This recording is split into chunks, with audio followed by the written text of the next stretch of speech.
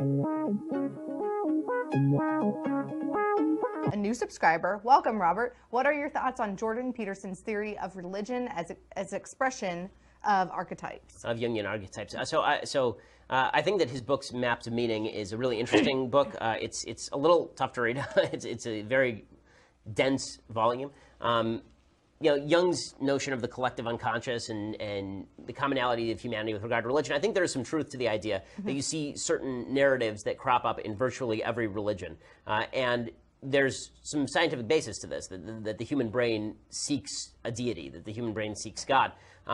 The notion that all religion is a reflection of Jungian archetype, it seems to me the only problem there is that it sort of equates the value of each religion, and I don't think that that's exactly right. As a religious person, I wouldn't be able to say that I think every religion is equally valuable or equally correct. Otherwise, I wouldn't be a Jew. I would just be a devotee of all religion, or a devotee of Jungian archetypes more generally. That may be, I hope I'm not oversimplifying Jordan's work. Obviously, it's very sophisticated work. It's like a 500-page book, and the pages are all this big. And but the notion of religion acting out deeper impulses in the human psyche, I think that's true. I agree with him there. And I think, too, you've also spent a lot of your career talking about the impact that religions have had on cultures.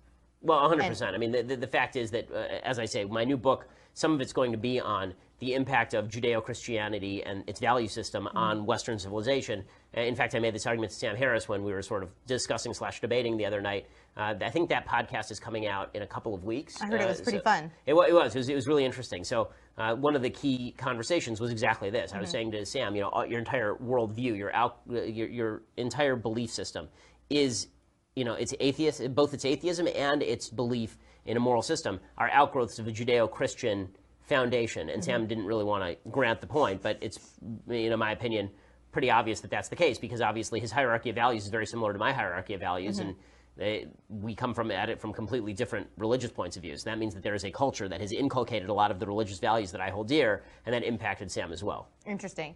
Yay for Eleanor. I like the E-names here. She says, hey, Ben, my question is very open-ended. Why does God exist? Well, I mean, asking why God exists suggests that he's sort of a creation of our imagination. And God exists because God exists. I mean, that's like saying, why a chair? And so, you could say that the chair was created for the purpose of you to sit on, but the whole point of God is that God wasn't created, God pre-existed. So saying why does God exist is sort of the question.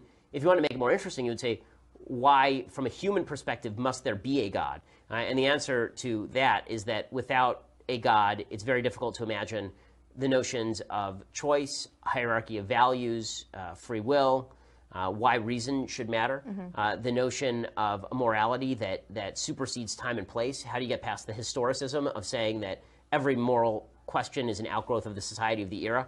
You need a creator in order to make that happen. Also, this is another question that I was asking Sam pretty regularly, and he never really answered it, in my opinion. I don't know how, if you are an atheist, you get to a moral system, period. How do you get from an is to an ought? Right? Just like I say why God is like asking why a chair. The only way to answer why should there be a chair there is by saying, because there was a creator of that chair, and the creator of that chair intended for the chair to be sat upon, because this is why he created the chair this way. And this is, if you read Aristotle, this is basically Aristotle's defense of natural law, right? Natural law theory is all based on this notion, this ancient Greek notion that everything is created with a telos, that everything has a purpose. And the way that you can divine the purpose is by looking at the thing itself. So human beings have a purpose too, and that is to use our reason in the Greek idea. Well, if there's no creator, and it was all created by chance, then what purpose does a human being have other than we're just kind of walking around balls of meat that are defined by circumstance and genetics, and we have no will of our own, we have no capacity to reason. Even if we do have a capacity to reason is just a higher brain function, but why is it a superior brain function? No one can really explain that. So if you want to build a system, it's impossible to build a system without the notion of purpose, and a purpose cannot exist without the notion of a God. TJ wants to know, hey, Ben, you ever wonder why we're here? Like in this room, to make money. But beyond that, I think he means on Earth, in this universe. On Earth? I mean, I've always felt that we are here to fulfill certain godly duties, and those duties are both discernible through human reason to a certain extent, and also discoverable through revelation. Okay. So being a religious person solves a lot of these problems. But I think even if I were irreligious, I think that the purpose of being here would be to use right reason, as Aristotle would put it. Okay. Chris says, hi, Ben. I hear you mention your discussions about free will versus determinism with your wife. What is your stance on that? I personally believe in free will and could use some Hebrew hammer points. So I'm a big advocate of the idea of as if, I'm trying to remember what the formal term is. Free will in which you could choose other than you have chosen. Okay. So you can choose differently than you did. So there's a bunch of different versions of free will. There's the compatibilist notion of free will, which is sort of the determinism and free will are both there. I don't think that that's really logical. There is the full-on Sam Harris version, which is the free will doesn't exist. You're a ball of meat wandering through the universe aimlessly, and you don't really have the capacity to choose for yourself. There's free will maximalist, which is that your biology doesn't matter. And there's my position, which is your biology matters and constrains what you are capable of choosing. But in the end, you do have, to a certain extent, the capacity to choose. And that capacity to choose is what allows you to make your life better. And without that capacity to choose, all of morality breaks down, all of civilization breaks down. How can we determine what is... There's no concept of bad and good that does not rely on the notion of personal responsibility. Personal responsibility cannot exist in a world where you're not responsible for any of your actions.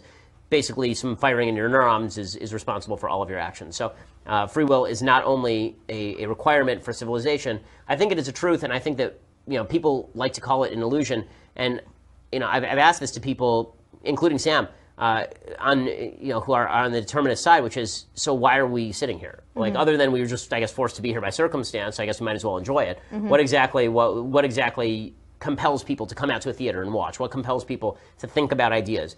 Why is reason a thing? Reason is just another brain function, so why should we stump for reason? Are you capable of changing anyone? Why shouldn't you sit around all day? And when they say, and if they say, well, it's immoral to sit around all day, you say, well, what if your biology drives you to sit around all day?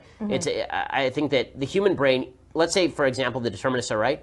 I think the human brain is incapable of comprehending its own demise, the demise of mind, and the demise of individuality and reason.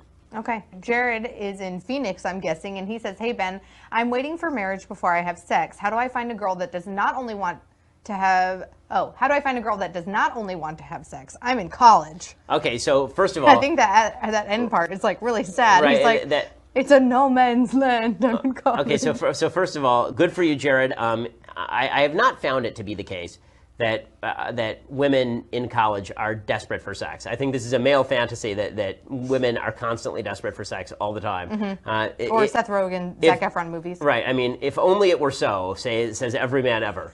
Right? I mean, the idea that women are desperately looking for sex in the same way that guys are, I don't think is true. As far as finding a girl who's not looking to have sex before marriage, go to church. I mean, honestly, go to a place where people agree with you ideologically and in terms of virtue. That's the best place to start. But I mean, these are questions that my wife and I legitimately asked each other on our first dates. I mean, I remember asking my wife if she was a virgin. Oh, you mean she didn't ask you the 10 questions from feminists that no, Amanda Prestigiacomo wrote about yesterday? No, and she asked me whether I was a virgin. These were important things to both of us. And because these were important, and it wasn't important because I hold some sort of outsized value with regard to virginity. The reason that it was important to me is because what this said is that sex was supposed to be inherently connected with a deeper relationship than a relationship of marriage. And that she took sex seriously, she took commitment seriously, and she took intimacy seriously. Not because I think that, once you have sex, you're sullied or something like that. I don't think that's right. Okay. Next, we have a question from Tom. Hi, Ben. What is your opinion on the proposed idea that race and IQ are linked due to genetics rather than environment? So the evidence on race and IQ is mixed with regard to how much these are linked to genetics as opposed to environment. So that's never really been clarified because you have actually seen IQ movement in groups. So when, for example, the IQ test started to be used at the beginning of the 20th century, Eastern European Jews tested very low on the IQ test, and then within a generation, they're testing very high on the IQ test.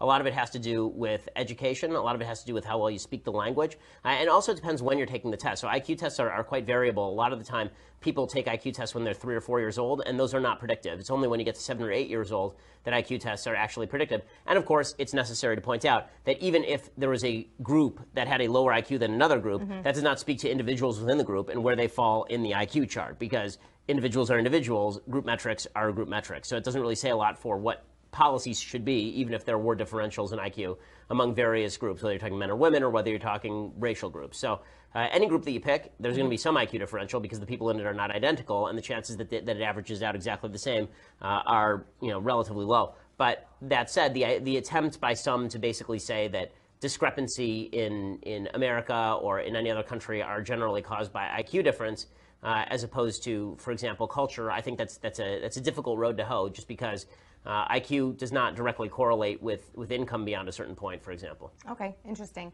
Al wants to know, hey Ben, what's your response to leftists who say gender is disconnected from sex? So one of the things that's really irritating about how leftists address gender and sex is that they like to redefine gender depending on the context in which they're using it. So they'll say that sex, the honest leftists will say there's sex, which is biological, you're a man or you're a woman or you're intersex. And then they will say that there's gender, and gender is a social construct, so that's feminine or masculine. Yep. Okay, well, feminine and masculine are connected to biology, right? Men tend to be more masculine, women tend to be more feminine. There is a biological connection there. But what the left will do is they'll say gender is completely disconnected from sex, it's completely arbitrary, it's a social construct, and then they'll read back into sex what they want gender to be. So they'll say that gender has nothing to do with man or woman, but there is such a thing as feminine and masculine. These are social constructs, and you can push those back into sex. So now biological sex no longer exists.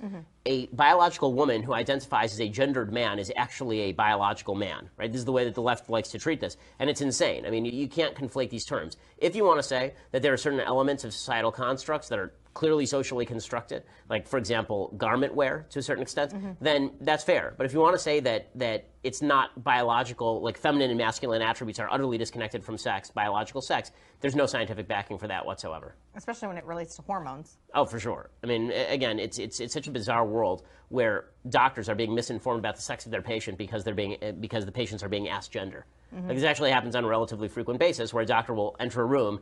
I know it's happened to my wife at least once, where a doctor enters a room and it says on the patient's chart that the sex is not what the sex of the person actually is. And the diagnosis is going to be very different. If you're having lower stomach cramps and you're a man, the diagnosis is very different than if you are having lower stomach cramps and you're a woman. I'm just wondering, how long did we make it into the conversation before Ben mentioned his wife being a hot doctor? Oh, that was like 10 minutes? On your nice New movement. record. Your nice movement. My watch. MVMT watch right there.